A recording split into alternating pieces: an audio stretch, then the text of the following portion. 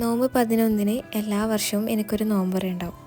വേറെ എവിടെയില്ല, ഹസ്ബൻഡിൻ്റെ തറവാട്ടിൽ നോമ്പ് 11-ന് 12 രാവിൻ്റെ ഒരു നേർച്ച പോലെ ഉണ്ടാവലുണ്ട്.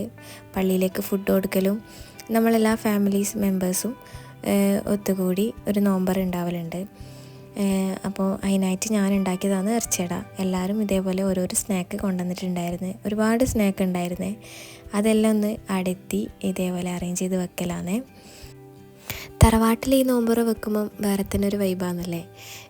എല്ലാവരും ജനിച്ച് വളർന്ന വീടാണല്ലോ തറവാട് എന്ന് പറയുന്നത്. അതുകൊണ്ട് തന്നെ എല്ലാവർക്കും നൊസ്റ്റു ഫീലിംഗ് ഉണ്ടാവും. പിന്നെ അതുമല്ല, ഒരുപാട് വർഷം പഴക്കമുള്ള വീടെല്ലാകുമ്പോൾ വേറെ തന്നെ ഒരു വൈബാണ്. മുന്നേ നോമ്പുറ ഒരിക്കൽ വീട് ഉണ്ടായിരുന്നു, പിന്നെ വീട് അങ്ങനെ ഉണ്ടായിട്ടില്ല. അപ്പോൾ ഇപ്രാവശ്യം എന്തായാലും തറവാട്ടിലായതുകൊണ്ട് വേറെ തന്നെ രസം ഉണ്ടായിന്. പിന്നെ ഇതാ എല്ലാം ഒന്ന് അറേഞ്ച് ചെയ്ത് വെച്ച്, പിന്നെ പുറത്താണ് ഫുള്ള് അറേഞ്ച് ചെയ്തിട്ടുണ്ടായത്. ലൈറ്റും കാര്യമൊക്കെ ഇട്ടിട്ട് നല്ല രസം ഉണ്ടായിരുന്നു കാണാൻ വേണ്ടിയിട്ട്. പിന്നെ നോമ്പൊക്കെ മുറിച്ച് കഴിഞ്ഞിട്ട് പള്ളിയിലേക്ക് കൊടുത്ത ഫുഡ് തന്നെയാണ് നമുക്കുണ്ടായേ. നമ്മളെ വീട്ടിലേക്കും ആ ഫുഡ് കൊടുത്തേക്കും. നല്ല ചിക്കൻ ബിരിയാണിയാണ്. പിന്നെ ഇതാ ഐസ്ക്രീം ഉണ്ടായിരുന്നേ.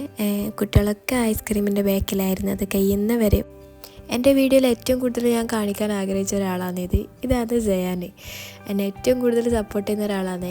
എന്നെ കണ്ട യൂട്യൂബിൻ്റെ കാര്യമില്ലാണ്ട് വേറൊരു കാര്യം എന്നോട് ചോദിക്കലുമില്ല. അപ്പോൾ ഇതാണ് നമ്മളെ എല്ലാവരും ജനിച്ച് വളർന്ന് ഒരുപാട് വർഷം പഴക്കമുള്ള തറവാട്. അപ്പോൾ എല്ലാവരും കൂടി ഒത്തൊരുമിച്ചുള്ള നല്ലൊരു ദിവസേനും ഫാമിലിയും നോമ്പറയും ഒക്കെ ആയിട്ട്. അപ്പോൾ വീഡിയോ ഇഷ്ടപ്പെട്ടാൽ തീർച്ചയായും സബ്സ്ക്രൈബ് ചെയ്ത് സപ്പോർട്ട് ചെയ്യണേ.